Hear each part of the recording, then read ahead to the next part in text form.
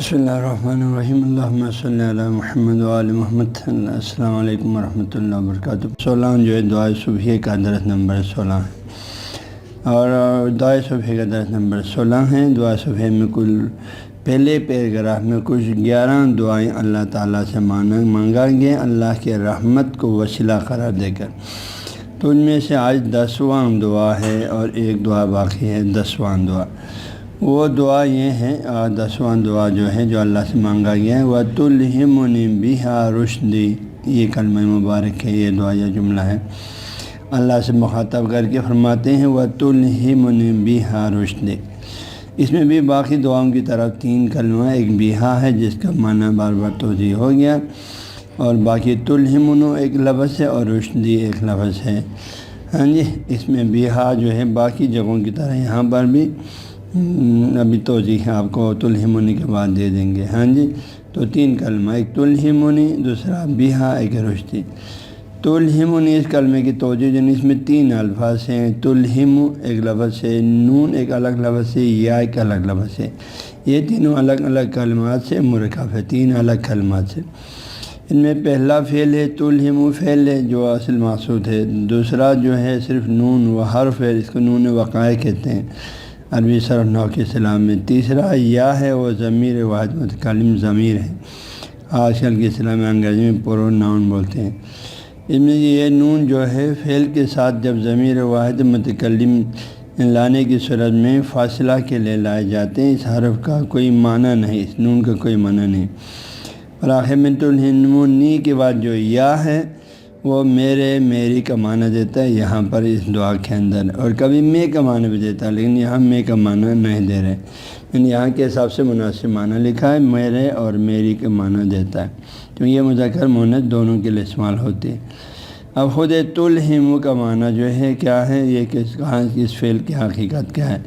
خود یہ تلہم اسباب افعال سے ہیں، فعل مضارع صیغہ واحد مذکر حاضر، فعل مضارع معروف اور باب افعال سے ہیں صرفی اصطلاح میں۔ الہما یلہم الہامن سے ہے، اس کے معنی کیا؟ الہما یلہم الہامن کا الہامن معنی مصدری ہے دل میں ڈالنا، کسی بات کا دل میں ڈالنا، کسی چیز کا سوچ سمجھ بات کا دل میں ڈالنا۔ لغت جو قاموس الجدید لغت میں یہ لکھا کہ دل میں ڈالنا کسی بات کا، اور اسی سے ملہمن، ہاں جی، ملہمن کا معنی کہ اسی سے اس مفعول کا صیغہ ہے، خدا کی طرف سے بتایا ہوا، الہامی، یہ معنی بھی کیا ہے؟ ملہمن، خدا کی طرف سے بتایا ہوا کوئی بات، حکم، الہامی کوئی بھی الہامی بات، الہام شدہ، یہ سارے معنی 3 معنی کیا ہے۔ الہام جو ہے ایک عربی لغت ہے، ہاں جی، اس میں فرماتے ہیں الہام جو ہے الہام القاء الشیء فی الروح، الہام جو ہے القاء الشیء بالروح، اور القاء الشیء یہ ادھر القاموس جدید میں یہ بھی لکھا ہے، یہ الہام کا دل، نقطہ و قلب، ذہن، عقل، یعنی ان میں سے کہیں بھی دل میں کوئی بات ڈالنا، ہاں جی، قلب میں کوئی بات ڈالنا وہی دل کے معنی میں ہے، اور ذہن میں کوئی بات ڈالنا، عقل میں کوئی بات ڈالنا، یہ معنی بھی کیا ہے اس لفظ کا۔ یہ سارا جو اس روح کا معنی میں کیا ہے، فرماتے ہیں القاء الالہام جو ہے لام ہا میم اس کا اصل حروف ہے بنیادی، الہام یعنی القاء الشیء فی الروح،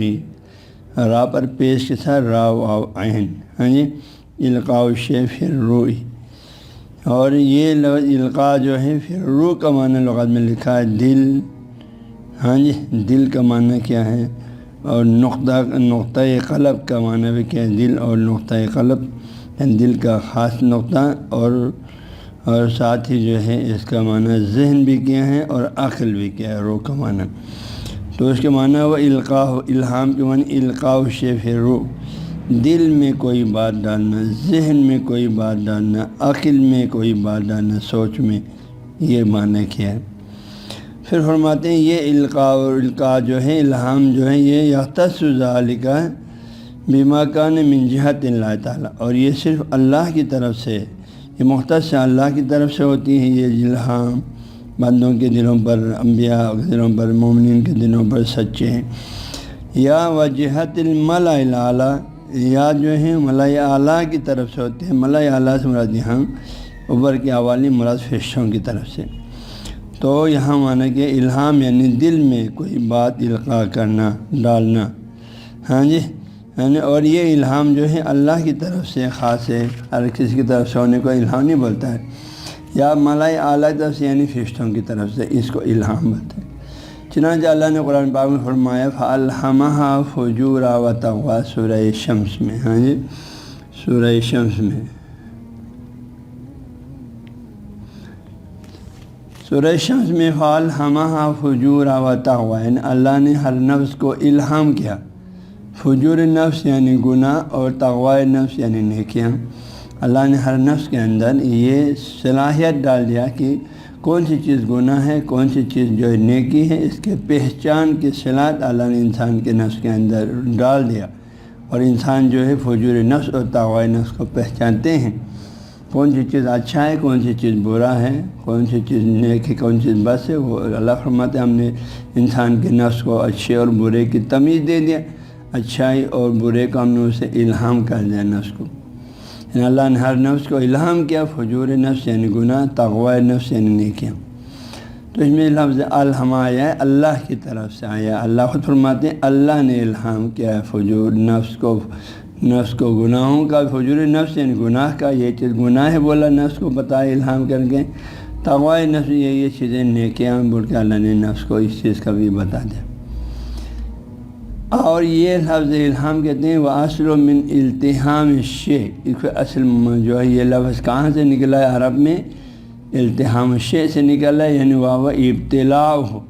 ابتلاء یعنی کسی چیز کا نگل لینا ہے۔ اصل اس کا معنی کہتے ہیں یہ ہے، الہام کا اصل معنی کسی چیز کا نگل لینا، پورا مت پا۔ عرب بولتے ہیں التہم الفصیل ما فی الزرع، ہاں جی، عرب یہ مفردات راغب جو قرآنی لغات اس میں فرماتے ہیں، عرب یہ التہام کے لفظ بولتے ہیں التہم الفصیل، ہاں جی، ما فی الزرع۔ الہام یعنی اور کہتے ہیں یہ جو ہے اصل میں الہام اصل میں ترجمہ سے کرے، اصل میں التہام الشیء سے یعنی کسی چیز کا نگل لینا، ابتلاء ہو، عربی کا میں ترجمہ کیا۔ چنانچہ عرب بولتے ہیں التہم الفصیل، ہاں جی، ما فی الزرع، التہم الفصیل ما فی الزرع، یعنی جیسے فصیل جو ہے وہ بچے کو بولتے ہیں، جانور کے بچے کو بولتے ہیں، دودھ پیتا بچے کو۔ تو فرماتے ہیں بچھڑے نے یا جانور کے دودھ پیتا بچے نے جو کچھ گائے وغیرہ کے تھن میں تھی نگل لیا، یعنی پورا پی لیا، یہ معنی میں عرب بولتے ہیں۔ تو اس طریقے سے جو ہے اصل مادہ اصل میں شروع میں استعمال اس معنی میں تھا، پھر الہام بھی اسی لفظ سے لیا کہ اس چیز کو پورا اخذ کرنے کے معنی میں، لینے کے معنی میں۔ تو الہام میں بھی کسی جو ہے حکم یا حقیقت یا پیغام کو اللہ سے یا فرشتوں کے القاء کے ذریعے پورا حاصل کرنے کے معنی میں، کیونکہ جو الہامات ہوتے ہیں نا بندے کو، اس میں پھر اس کو کوئی شک شبہ نہیں رہتے ہیں، وہ پورے وجود کے ساتھ اس الہام کو اخذ کرتے ہیں، اور فرشتے سے اس پیغام کو پورا اخذ کر لیتے ہیں، یہ نہیں کچھ سن لیا کچھ نہیں سنا، فرشتہ جب القاء کرتے ہیں پورا کر لیتے ہیں۔ اللہ جب کسی مومن کو کوئی حقیقت سمجھانا ہو تو اس کے دل میں کوئی بات ڈالنا ہو تو پورا ڈالتے ہیں، مومن بھی اس کو پورا اخذ کر لیتے ہیں، لے لیتے ہیں۔ الہام اس کے اصل معنی لغوی سے ہم آہنگ ہے۔ تو الہام یعنی جو ہے یعنی الہام میں بھی جو ہے کسی حکم یا حقیقت یا پیغام کو اللہ سے یا فرشتوں کے ذریعے القاء کے ذریعے بندہ مومن جو ہے اللہ کے اولیاء کرام پورا حاصل کرنے کے معنی میں ہے۔ تو یہ ہم آہنگ یا اصل لغوی معنی سے یہ بالکل ہم آہنگ ہے۔ تو یہ ہو گیا لفظ الہمنی کہ آپ کو توضیح ہو گیا، یعنی اللہ سے دعا کریں، اے اللہ تو میرے دل میں ڈال دے، اے اللہ تو الہمنی، اللہ تو میرے دل میں ڈال دے، اے اللہ میرے عقل اور ذہن میں ڈال دے، ہاں جی، اے اللہ جو ہے بیہا اب آگے آ گیا، ہاں جی، اللہ سے مخاطب ہے کہ بیہا کا جو ہے ہا کی ضمیر پھر وہی رحمت ان کی طرف پلٹتی ہے، با حرف جار یا بمعنی بوسیلہ برکت واسطے کے معنی دیتی ہے، یعنی اللہ اس رحمت کے واسطے سے اللہ میں تجھ سے سوال کرتا ہوں اس رحمت کے واسطے سے جو ہے جو تیرے پاس ہے، اس رحمت تیرے پاس سے، اس رحمت کے ذریعے سے یا اللہ تو میرے دل میں ڈال دے، اس رحمت کے برکت سے، اس رحمت کے وسیلے سے میں تیری درگاہ میں درخواست کرتا ہوں، تو اس رحمت کی برکت سے میرے دل میں ڈال دے،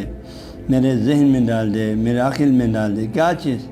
رشدی، رشد۔ اس میں لفظ رشد الگ لفظ ہے یا الگ لفظ ہے، جس طرح شروع میں جو ہے یا آیا تھا، یہ یا جو ہے اسی میری کے معنی میں ہے۔ ہاں جی، اس کو ضمیر مجرور متصل واد متکلم کہتے ہیں۔ ہاں یہ یا جو میری، باقی لفظ رشد جو ہے یہ فعل ہے، یہ جو ہے لفظ رشد یہاں مصدر ہے، یہ جو ہے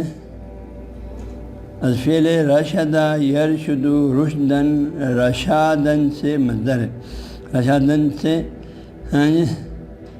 لفظ رشدن مصدر ہے، اس فعل سے یہ لفظ دیکھو رشدن و رشادن آگے نا، تو رشد یرشد کا مصدر ہے لفظ رشدی میں رشد۔ اس کا معنی لغت میں لکھا ہے راہ یاب ہونا، رشد کے معنی راہ یاب ہونا، راستہ پانا، ہدایت پانا، ایک معنی یہ لکھا ہے۔ دوسرا معنی ہوش میں آنا، یہ بھی لکھا ہے۔ تیسرا معنی بالغ ہونا، سن شعور کو پہنچنا، یہ سارے معنی۔ لیکن یہاں پر یقینی بات ہے جو ہے، اور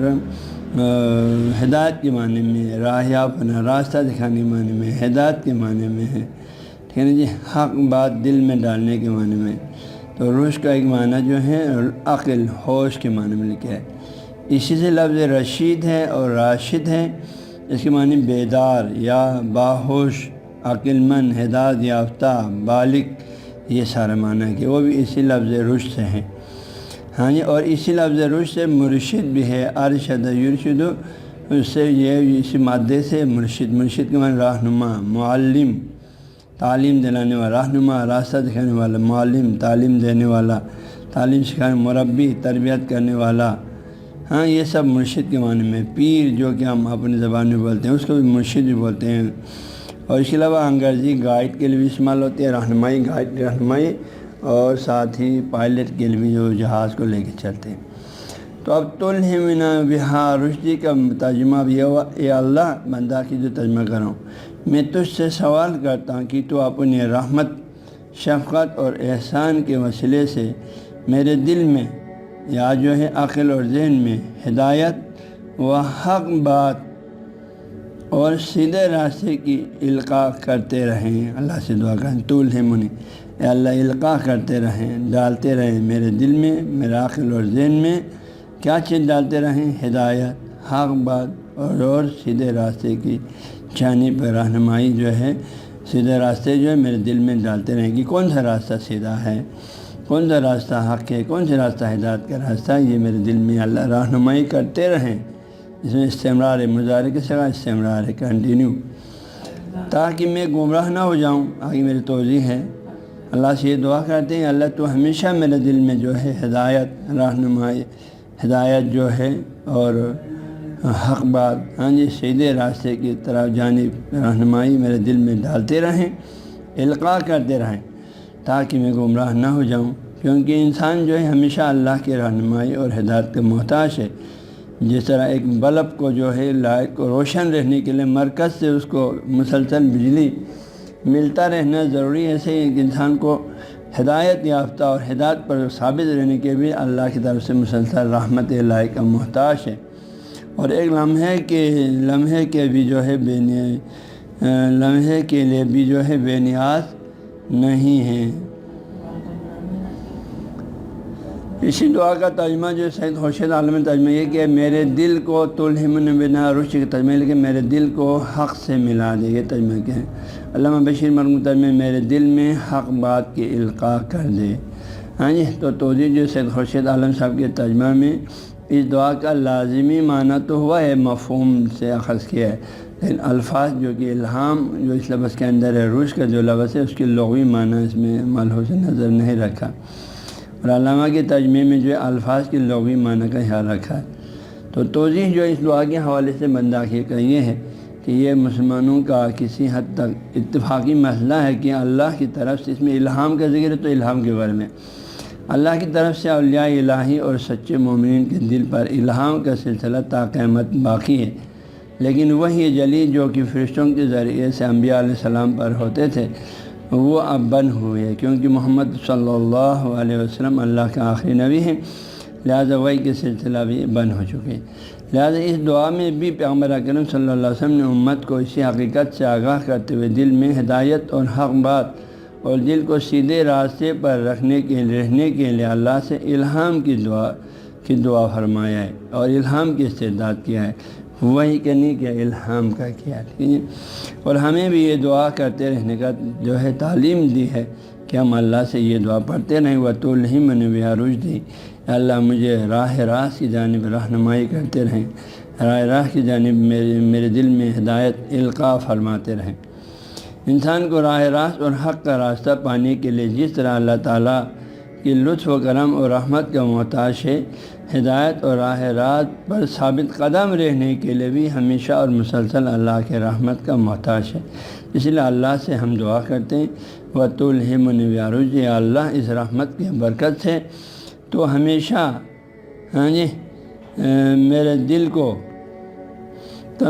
میرے دل کو جو ہے راہ راست ہدایت اور حق بات کی جانب رہنمائی فرماتے رہیں۔ یہ دعا ہم کرتے رہتے ہیں، تو میری دعا اللہ تعالیٰ ہم سب سے کو خلوص دل سے دعا کو کرتے رہنے کی توفیق عطا فرمائے، اور بتا کہ اللہ تعالیٰ ہماری رہنمائی فرماتے رہیں، آمین یا رب العالمین۔